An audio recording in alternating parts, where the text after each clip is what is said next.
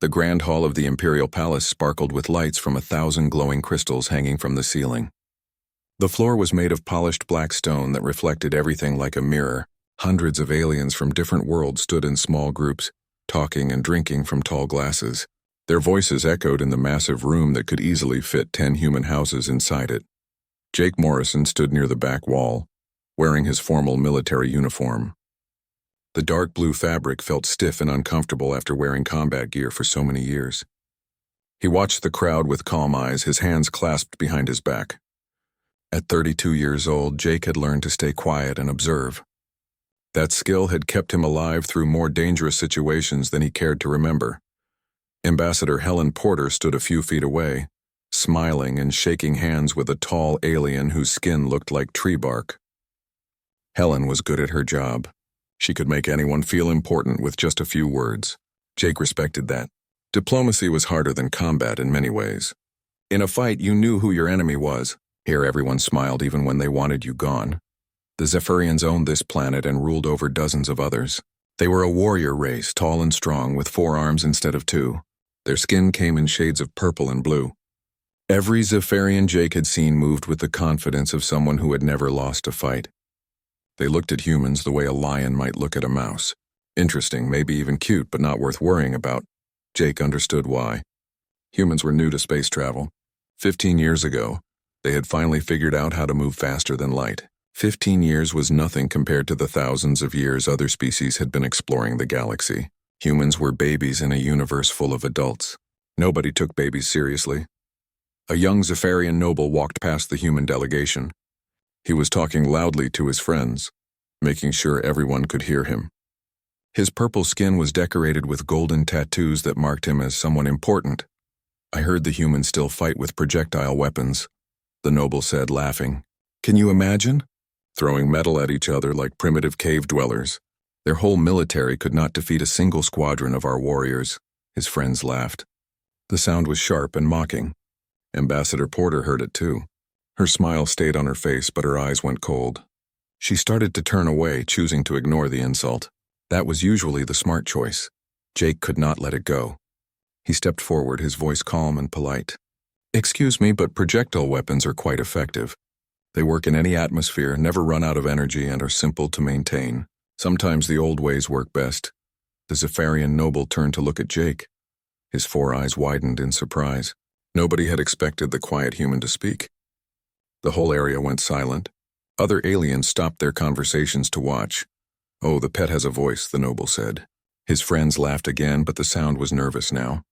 They knew someone important was coming. Princess Valara Kethis walked through the crowd like a ship cutting through water. Everyone moved out of her way without thinking about it. She was tall, even for a Zephyrian standing almost 7 feet high. Her skin was a deep violet color, and her forearms moved with perfect grace. She wore armor that looked more like art than protection. Silver metal plates covered her chest and shoulders, but her arms were bare, showing muscles that could probably bend steel bars. Jake had seen her picture in the intelligence briefings. Princess Valara, youngest daughter of the Emperor, champion fighter, winner of over 200 duels. She had never lost a sanctioned fight. The briefing said she was dangerous and proud. Looking at her now, Jake believed both things. What is happening here? Valara asked. Her voice was smooth and strong, like music played on deep drums. The young noble bowed quickly. Nothing of importance, Princess. Just educating the humans about their place. Valara looked at Jake. Her 4 eyes studied him the way a scientist might study an interesting bug. You are the security officer, yes? Lieutenant Morrison. Yes, Princess, Jake said. He did not bow. Humans did not bow to anyone. It was a cultural thing. Some aliens found it rude, but Ambassador Porter had explained it to the Zephyrian court. They had accepted it barely. You defended your species' weapons. Do you know how to use them? Valara asked. I do. But can you fight without them? With just your body? Her voice carried a challenge now. The crowd pressed closer, sensing something interesting about to happen. Jake kept his face calm. I have some training. Some training, Valara smiled. It was not a friendly smile. I have trained my entire life. I have fought opponents from 20 different worlds. I have never been defeated. Do you know why? Because you are skilled, Jake said simply. Because I am superior, Valara corrected. Stronger, faster, more experienced. Look at you, human. You are small. You have only 2 arms. Your species has been in space for barely a moment. What could you possibly know about real combat? Jake felt Ambassador Porter's eyes on him. He knew she wanted him to back down, to apologize, to make this go away. That would be the smart diplomatic choice. But something in Valara's tone made him tired. He was tired of being looked down on, tired of aliens assuming humans were weak just because they were new to space. I know that combat is about more than size and strength, Jake said quietly. It is about strategy, timing, and will. Those things do not depend on how long your species has been traveling between stars. The crowd gasped. Nobody talked to Princess Valara like that. Her face changed and her 4 hands curled into fists. For a moment, Jake thought she might attack him right there. That would actually solve the problem. Attacking a diplomat at a formal reception would embarrass her and the Empire. But Valara was smarter than that. She took a breath and smiled again. This smile was different. It was the smile of a predator that just found interesting prey. You have spirit, human. I like that. Let me make you an offer. What kind of offer? Jake asked. A duel. You and me in the Imperial arena. 3 days from now. We fight according to traditional rules. No weapons, no killing strikes. Fight until one of us submits or cannot continue. If you win, I will personally apologize to your entire delegation and admit that humans are worthy opponents. If I win, you admit that your species is inferior to mine. She paused, then added the words that everyone would remember. You will not last a minute against me, human. The crowd erupted in excited chatter. This was huge news. A formal challenge from a princess to a foreign diplomat. It had not happened in decades. Jake saw Ambassador Porter's face go pale. He knew what she was thinking. This could destroy everything they had worked for. If Jake lost badly, humans would be a joke across the Empire. If he refused, they would be called cowards. But Jake was already tired of backing down. I accept. Valara's smile grew wider. She extended one of her 4 hands. Jake shook it. Her grip was like iron, strong enough to break bones if she wanted. She was showing him what he would face. Jake squeezed back, not trying to match her strength, just showing he was not afraid. 3 days, Valara said.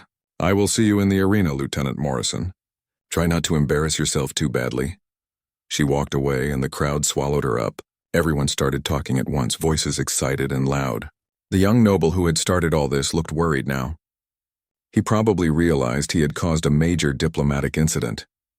Ambassador Porter grabbed Jake's arm and pulled him toward a quiet corner. Her face was angry but also scared. What were you thinking? Do you have any idea what you just agreed to? I was thinking that we cannot keep letting them push us around, Jake said. Sooner or later we have to stand up. Standing up is one thing. Getting yourself killed in front of the entire Empire is another. She is a professional warrior, Jake. She has fought hundreds of times. What have you fought? Tell me the truth. Jake looked at her for a long moment. Then he said quietly, I spent 12 years in special operations. I have black belts in 3 different martial arts. I have fought in situations most people cannot imagine. I am not some office worker who went to basic training. Helen blinked. Your file said you were regular military. Parts of my file are classified. That is why they picked me for this assignment. They wanted someone who could handle trouble. Jake managed a small smile. Looks like they were right. The ambassador took a deep breath. Can you win? I do not know, Jake admitted. She is stronger and has more reach. But I have some advantages too. I will need to study her fighting style and come up with a strategy. 3 days is not much time. Then I better not waste any of it. That night, back at the human embassy, Jake could not sleep. He lay on his bed, staring at the ceiling, thinking about what he had gotten himself into. Valara was not just strong. She was fast, experienced, and confident. She had probably never faced a real challenge in her life. That confidence could be a weakness, but only if Jake could survive long enough to exploit it.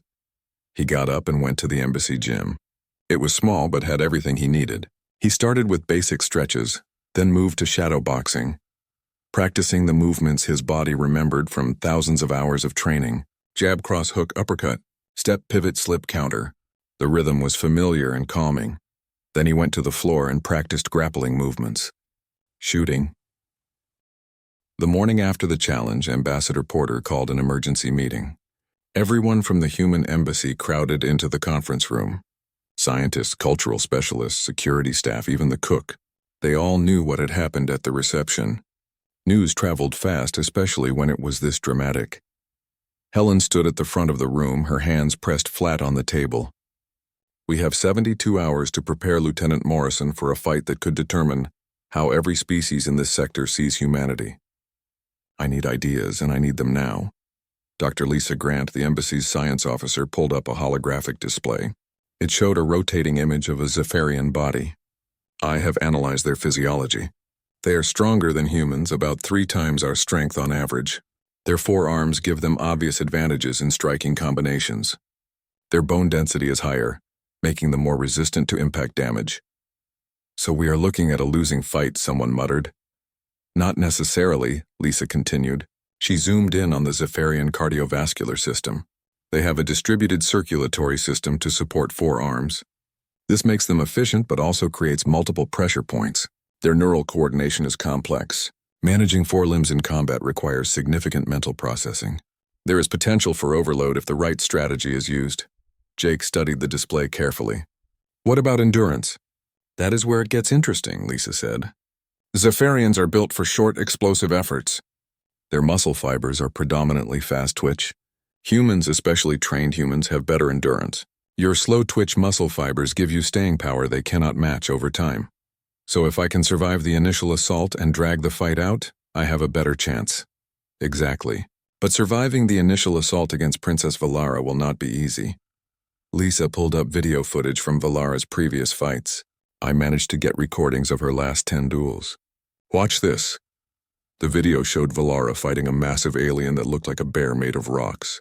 The creature was twice her size and looked like it could break walls with its fists.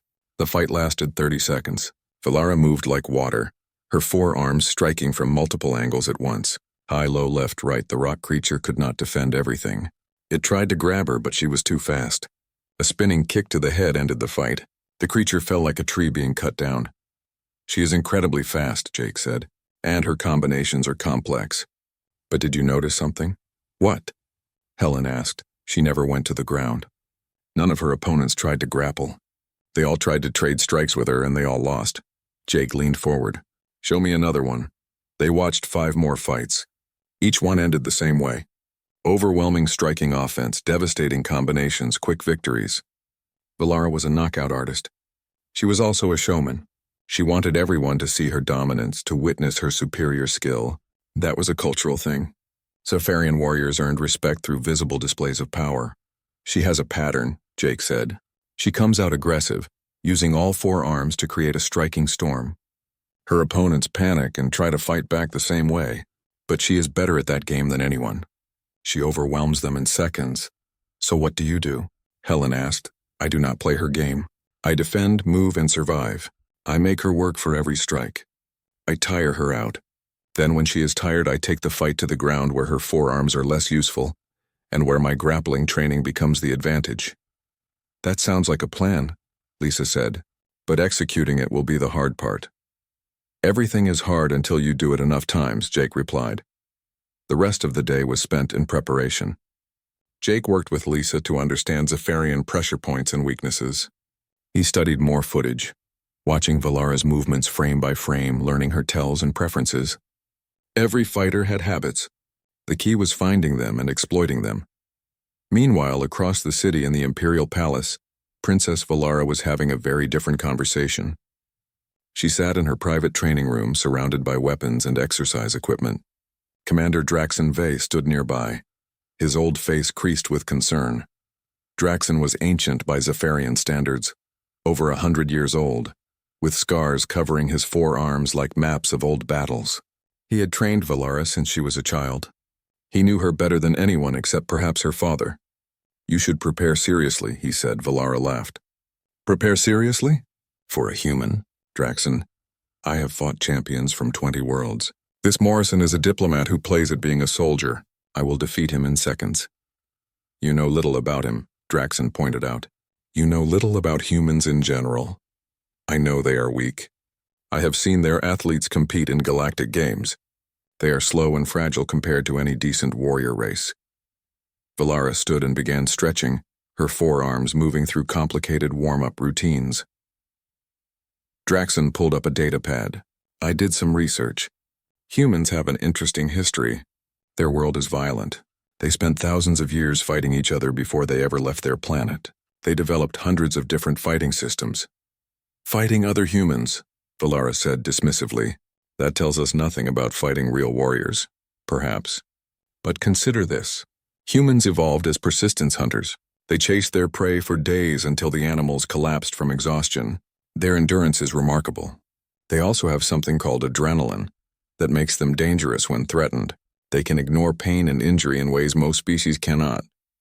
Valara stopped stretching. Are you saying I should be worried? I am saying you should not be careless. This Morrison accepted your challenge without hesitation. That suggests confidence. Either he is a fool or he knows something we do not. Then I will find out which one in 3 days. Valara smiled. Do not worry, old friend. I will not embarrass our empire. I will finish this quickly and decisively. Draxon wanted to say more, but he knew Valara's pride would not let her listen. She had never been tested, never faced a real challenge.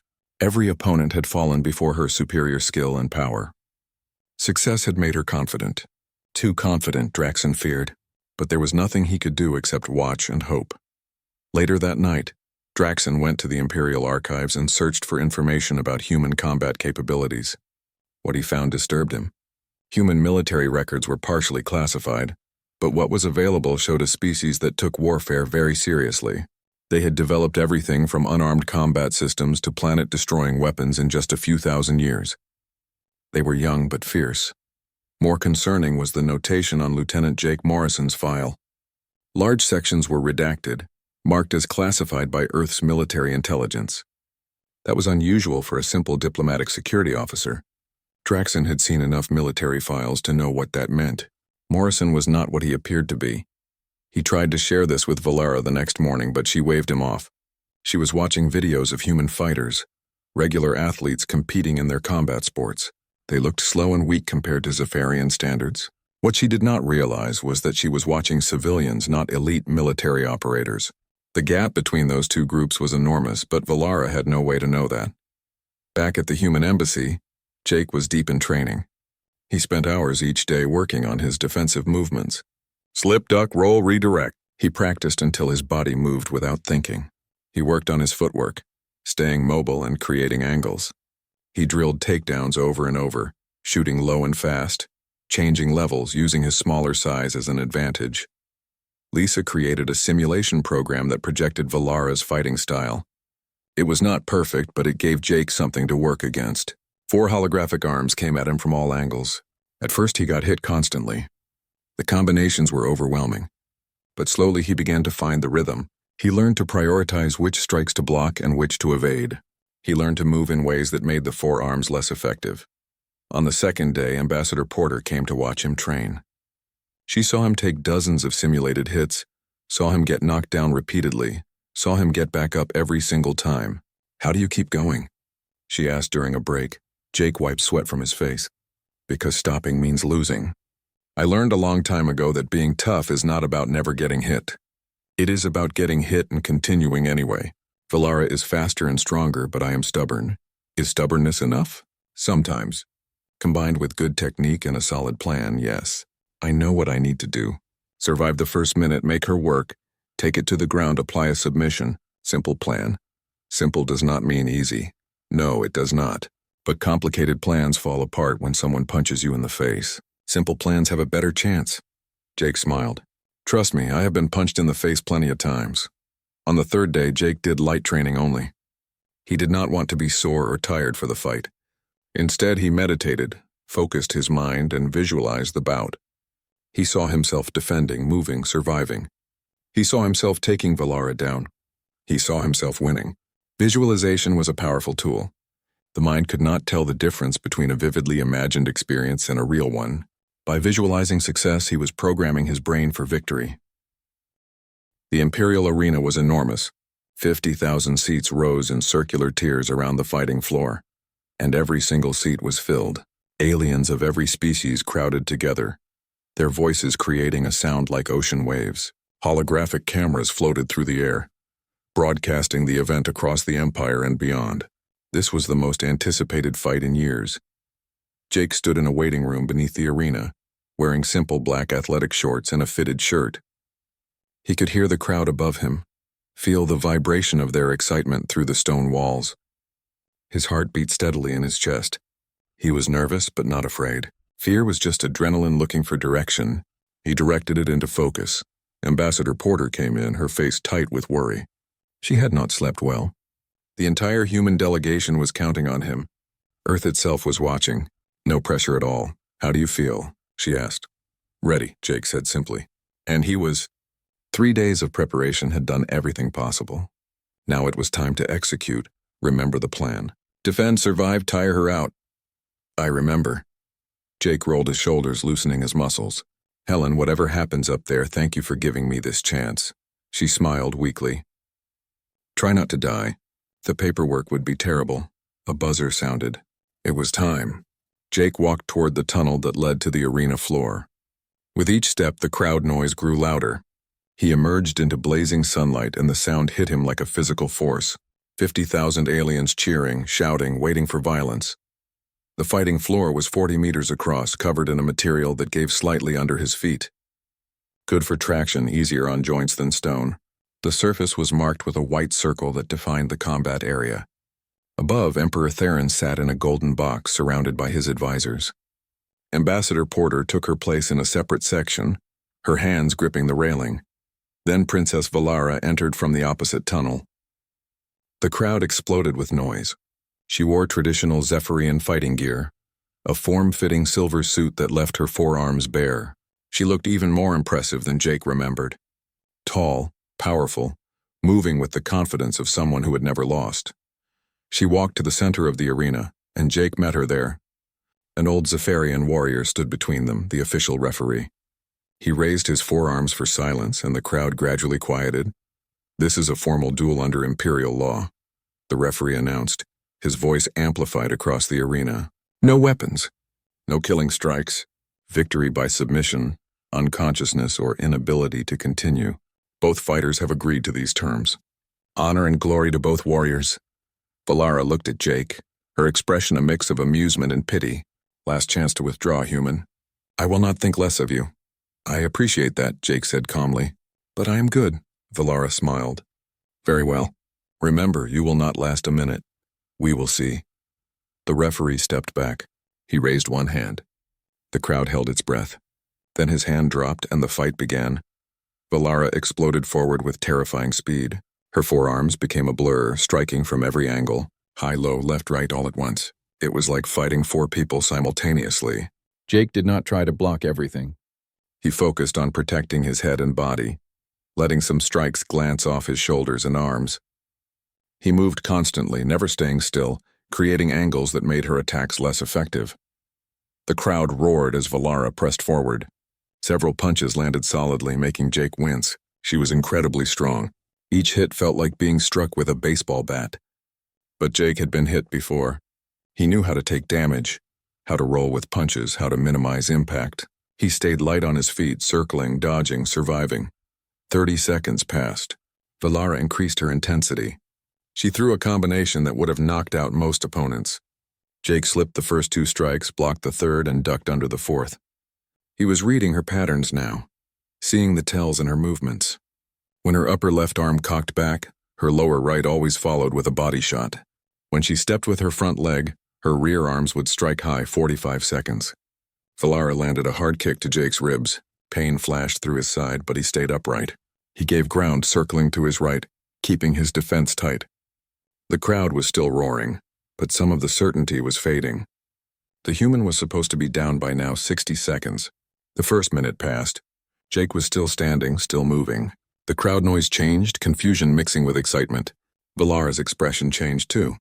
The amusement was gone, replaced by something harder. She realized this would not be easy. She came at him again, but Jake noticed something. Her strikes were still powerful, still fast, but slightly slower than before. Coordinating forearms in complex patterns took enormous mental and physical energy. She was burning fuel fast, and Jake was making her work for every inch. 2 minutes. Jake started countering. He threw low kicks at her lead leg, targeting the same spot repeatedly. In martial arts, there was a saying, kick a leg enough times and it will stop working. He was not trying to knock her out with these kicks. He was investing in future returns, slowly damaging her mobility. Valara tried to catch one of his kicks, but Jake was too quick. He pulled it back and immediately circled away. She pursued, but her movement was slightly stiffer now. The leg kicks were adding up. 3 minutes. Jake saw his opportunity. Valara threw a wide combination, committing fully to overwhelming him. Instead of backing away, Jake stepped inside, too close for her long arms to be effective. He clinched, wrapping his arms around her, controlling her posture. His head pressed against her chest, making it impossible for her to strike his face. Valara struggled, her superior strength allowing her to push him away after a few seconds. But those seconds mattered. She was breathing harder now. The fast pace and constant output were taking their toll. Meanwhile, Jake's breathing was controlled. He had trained his cardio specifically for this, knowing endurance would be his advantage. 4 minutes. The crowd was fully engaged now. This was not going according to script. The human was not just surviving. He was competing. Some spectators began to cheer for Jake, drawn to the underdog story playing out before them. Commander Draxon watched from his position near the arena floor. He had seen this coming. The human was smart, disciplined, and better trained than anyone had expected. Valara was learning a harsh lesson about underestimating opponents. 5 minutes. Valara changed her strategy. She tried to conserve energy, throwing fewer but more precise strikes. But Jake did not give her time to recover. He pressed forward now, forcing her to defend. He threw combinations, mixing punches and kicks, making her work. This was the crucial moment. If he could keep the pressure on, her fatigue would become overwhelming. 6 minutes. Jake landed a solid body shot that made Valara grunt. It was the first time he had hurt her, and both of them knew it. Her four eyes widened slightly. The dynamic of the fight had shifted. She was no longer the hunter. They were both warriors now, both suffering, both determined. 7 minutes. Valara's movements were noticeably slower. Her forearms, which had been a whirlwind at the start, now moved with visible effort. Jake's leg kicks had compromised her stance. His body shots had drained her gas tank. His constant movement had made her chase him, burning even more energy. 8 minutes. Jake saw his chance. Valara threw a combination, but her timing was off. Jake ducked under her arms and shot for a takedown. His shoulder drove into her midsection as his arms wrapped around her legs. Physics took over. Leverage defeated strength. Valara crashed to the mat with Jake on top of her. The crowd gasped. Nobody had expected the fight to go to the ground. This was Valara's weakness. Safarian fighting culture emphasized standing combat. Ground fighting was seen as beneath warriors. She had minimal training in it, and it showed. Jake immediately started working for position. On the ground, technique mattered more than strength. He knew exactly where to put his weight, how to control her limbs, how to advance position. Valara struggled powerfully, but her strength was unfocused. She did not know how to escape from bottom position. 9 minutes. Jake transitioned to her back, a dominant position in grappling. He got his hooks in, wrapping his legs around her body. His arms controlled her upper body. From here, he could apply a choke. Valara tried to peel his arms away with her forehands, but she did not know the proper defense. Jake had spent years perfecting this technique. 10 minutes. Jake locked in a rear naked choke, his right arm wrapped around Valara's neck, his left arm behind her head creating a vice. He squeezed, applying pressure to the carotid arteries. This was not a wind choke that cut off air. This was a blood choke that cut off blood flow to the brain. Properly applied, it rendered someone unconscious in seconds. Valara fought desperately. Her four hands grabbed at his arm, trying to break the choke. But it was too deep. Jake had perfect position. She could not escape. She had two choices: submit or go to sleep. The arena was completely silent. 50,000 spectators held their breath. Emperor Theron leaned forward in his seat. Commander Draxon closed his eyes, knowing what was coming. Ambassador Porter gripped the railing so hard her knuckles turned white. Valara's vision started to tunnel.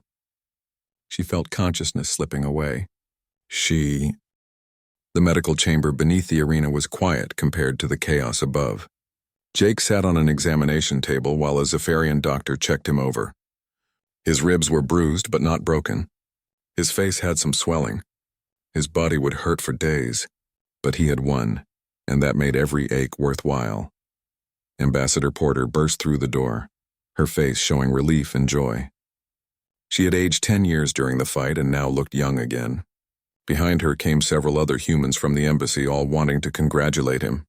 "You did it," Helen said, her voice shaking slightly. "You actually did it." "Do you know what this means?"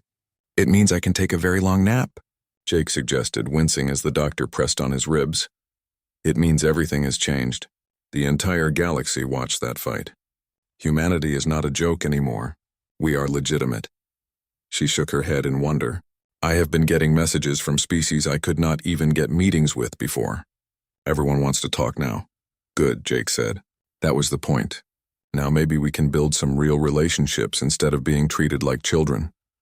The doctor finished his examination and stepped back. He spoke in accented but clear English.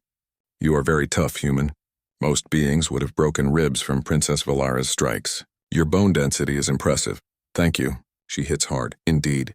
I have treated her opponents before. You are the first to walk out on your own feet after fighting her." The doctor seemed genuinely impressed. "Your fighting style was very interesting. We do not see much ground combat in our culture. It was effective. Different approaches for different situations," Jake said. "No single style works for everything." There was a knock on the door. Commander Draxon entered, his old face unreadable. The human delegation tensed slightly. Draxon was one of the Empire's most respected warriors. His opinion mattered. "Lieutenant Morrison," Draxon said formally, "I come with a message from Princess Valara. She requests a private conversation with you if you are willing." Jake looked at Ambassador Porter. She nodded. "This could be important." "I am willing," Jake said. "I will escort you. The princess is waiting in a private chamber." Draxon paused, then added, "That was an excellent fight. You showed true warrior spirit. I hope you know that." "Thank you, Commander. Princess Valara is an amazing fighter. I just had a strategy that worked for this particular match." Draxon smiled slightly. "Modest as well as skilled. Come, she is waiting." Jake followed Draxon through stone corridors away from the crowds and noise. They reached a small chamber decorated with weapons and battle honors. Princess Valara stood by a window looking out at the city. She had changed into more casual clothing, and her posture showed fatigue.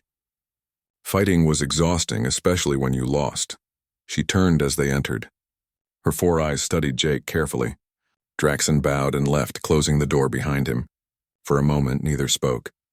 Finally, Valara said, "I underestimated you." "Yes." "I underestimated your entire species." "Yes." She smiled slightly. "You are not going to make this easy, are you?" "Should I?" Jake asked. "You challenged me. You said I would not last a minute. You were wrong. I think you need to sit with that for a moment." Valara was silent. Then she nodded slowly. "You are right. I was arrogant. I assumed strength and size meant victory. I forgot that intelligence and strategy matter just as much. You taught me a valuable lesson today." "For what it is worth," Jake said, "you are incredibly skilled. In a different fight, with different rules or circumstances, the outcome might have been different. I had the advantage of surprise and a specific strategy designed to counter your strengths. Perhaps. But you won fairly. That cannot be denied." She walked closer. "Your ground fighting technique. Where did you learn it?" "Brazilian Jiu-Jitsu. It is a human martial art that focuses on grappling and submissions. The basic principle is that a smaller, weaker person can defeat a larger, stronger opponent using leverage and technique." "Fascinating. We have nothing like that in Zephyrian culture. Our fighting arts are all about striking power and speed. When you took me to the ground, I did not know how to respond. I felt helpless." She said the last word quietly, as if admitting a shameful secret. "That is because your training did not cover it, not because you are incapable.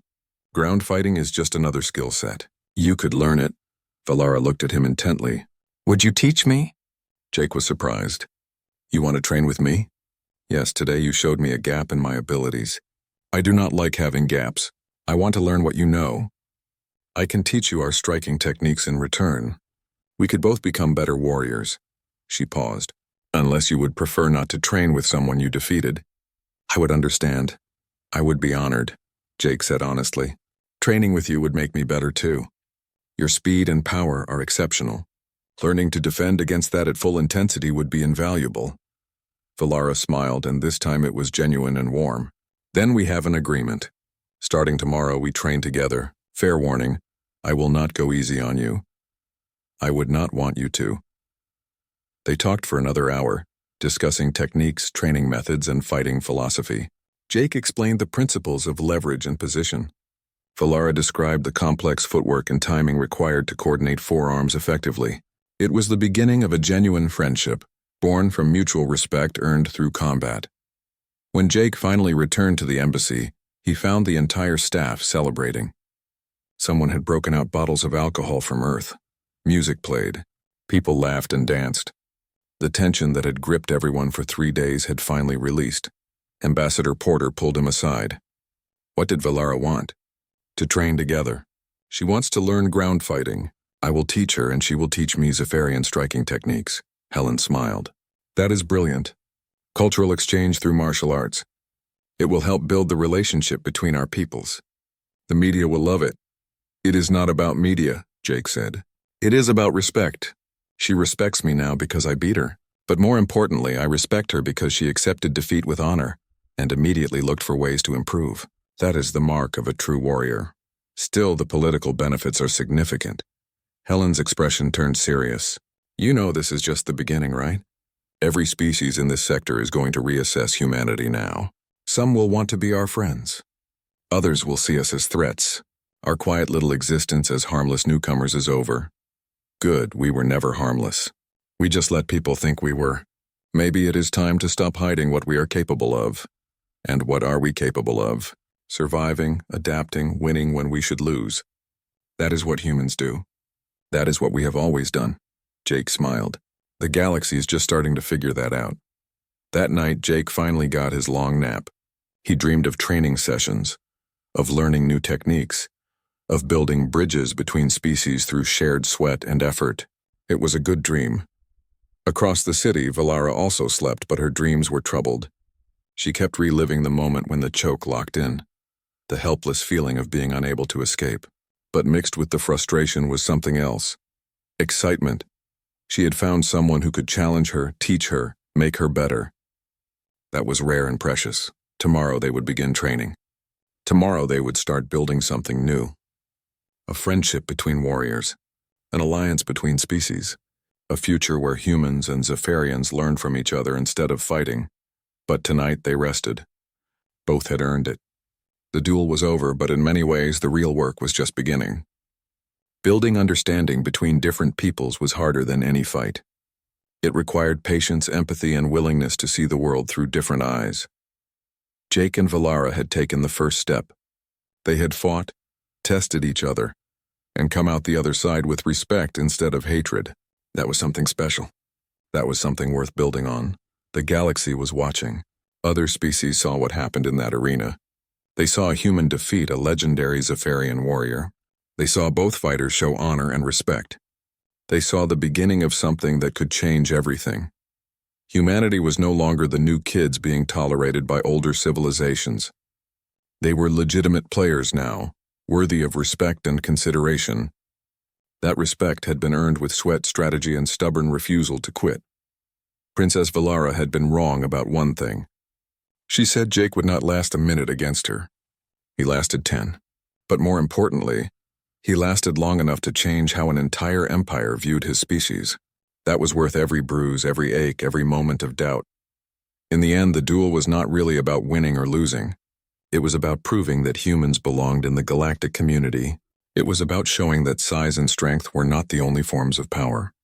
It was about demonstrating that intelligence, endurance, and adaptability could triumph over raw physical superiority. Jake Morrison had gone into that arena representing all of humanity. He came out having changed the galaxy forever. Not bad for someone who just wanted to do his job and avoid diplomatic incidents. Sometimes life had other plans. 6 months after the duel, Jake stood in a training room at the Imperial Palace, breathing hard.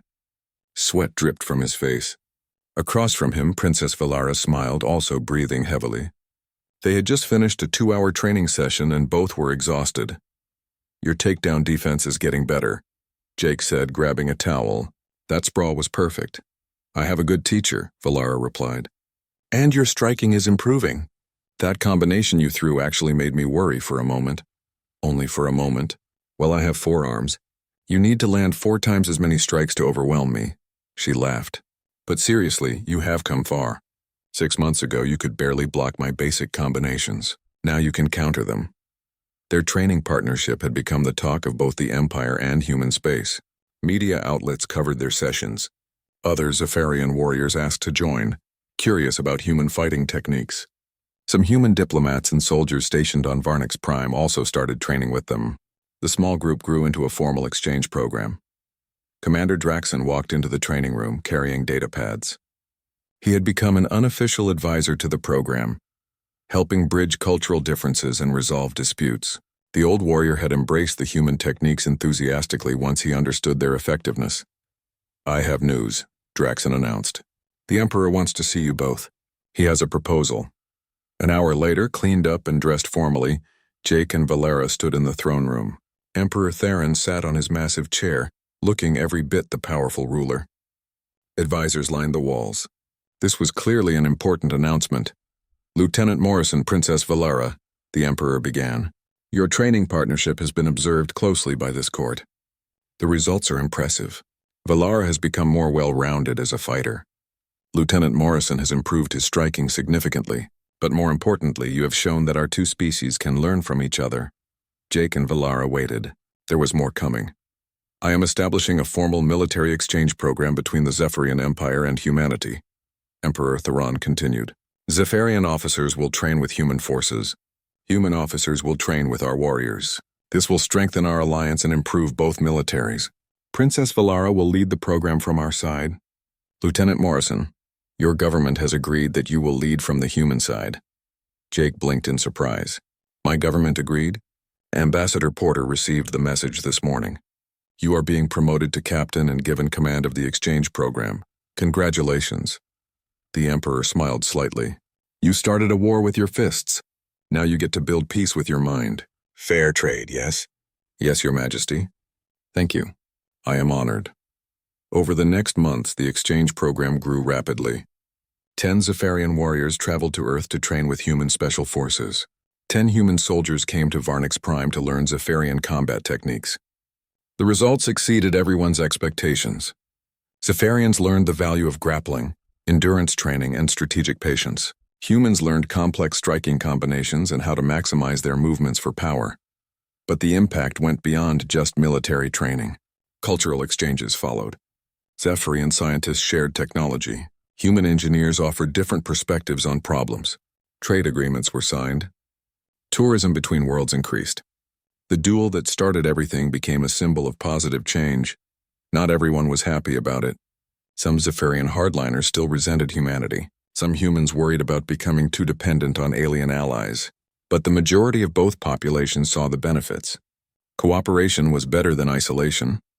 Other alien species watched the human-Zephyrian alliance with mixed feelings. The Krill Confederacy, longtime rivals of the Empire, tried to undermine the relationship through political pressure and propaganda. They failed. The bonds formed through shared training and mutual respect were stronger than they expected.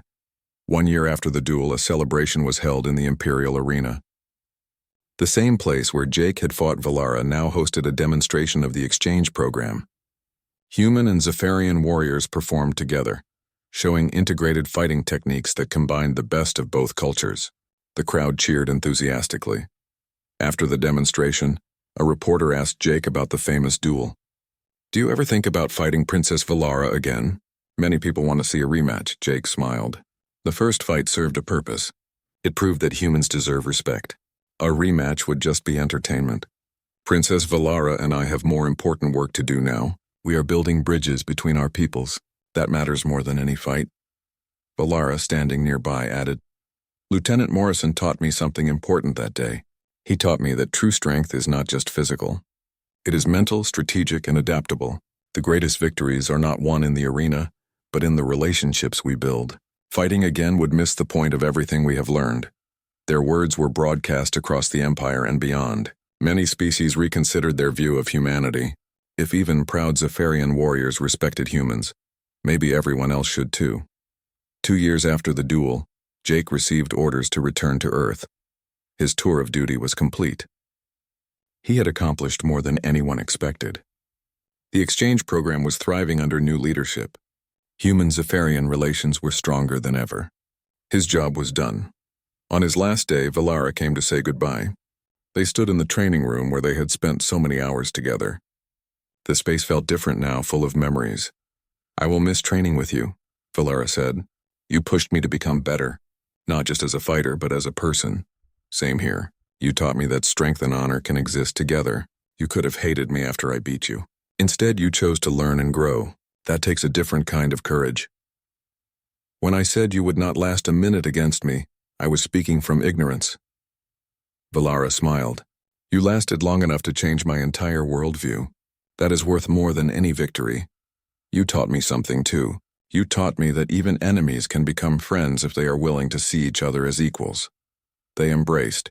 Two warriors who had found respect through combat and friendship through training. When they separated, both had tears in their eyes. Some bonds transcended species. Jake returned to Earth and was immediately assigned to train the next generation of human officers for off-world service. His experience became the foundation for Earth's diplomatic military approach. Other species needed to respect humanity, but that respect had to be earned through demonstrated capability and honorable behavior. He wrote a manual on interspecies combat and diplomacy. It became required reading in military academies across human space. The core message was simple: never underestimate anyone based on appearance or assumptions. Always prepare thoroughly. Always maintain honor. Always look for opportunities to build bridges instead of walls. Valara continued leading the exchange program. She traveled to other worlds, spreading the message of cooperation. She wrote her own treatise on human fighting techniques, which became standard reading in Zephyrian military academies. Her most repeated lesson was one Jake had taught her: true power comes from adaptability and willingness to learn. 5 years after the duel, Valara visited Earth as part of an official diplomatic mission. Jake met her at the spaceport. They hugged like old friends who had been apart too long. Over dinner, they caught up on years of news and gossip. "Do people still talk about our fight?" Jake asked. "All the time. It has become legendary." Young warriors study the footage. They analyze every move, every decision. Some see it as the moment everything changed between our species. Valara smiled. "They are not wrong. Strange to think that one fight could have such a big impact. It was not just one fight. It was the right fight at the right time. The galaxy needed to see that humans were not weak, that Zephyrians could learn from others. That cooperation was possible. We gave them that." She paused. "We changed history, Jake. How many people can say that?" "Not many. I am just glad we did it together." They talked late into the night, two friends who had started as opponents and become symbols of a better future. The duel was years in the past, but its effects continued spreading. More species joined the exchange program. More alliances formed. The galaxy became a slightly less dangerous place. Years later, when both Jake and Valara were old and retired, they met one final time. They sat on a balcony overlooking Earth's mountains, watching the sunset paint the sky in brilliant colors. Their bodies were marked with age and old injuries, but their friendship remained strong. "Do you ever regret challenging me that day?" Jake asked. Valara laughed. "Every time my pride reminds me I lost. But then I remember everything that came after. The friendship. The alliance. The change we helped create. No, I do not regret it. That challenge was the best decision I ever made. You said I would not last a minute against you. I was wrong about many things that day, but I learned. That is what matters. We all have moments of ignorance and pride. The key is what we do after those moments. Do we dig in and refuse to change, or do we grow? You chose to grow. We both did. That is why it worked." Valara looked at the sunset. "You know what the strangest part is? Future generations will study that fight in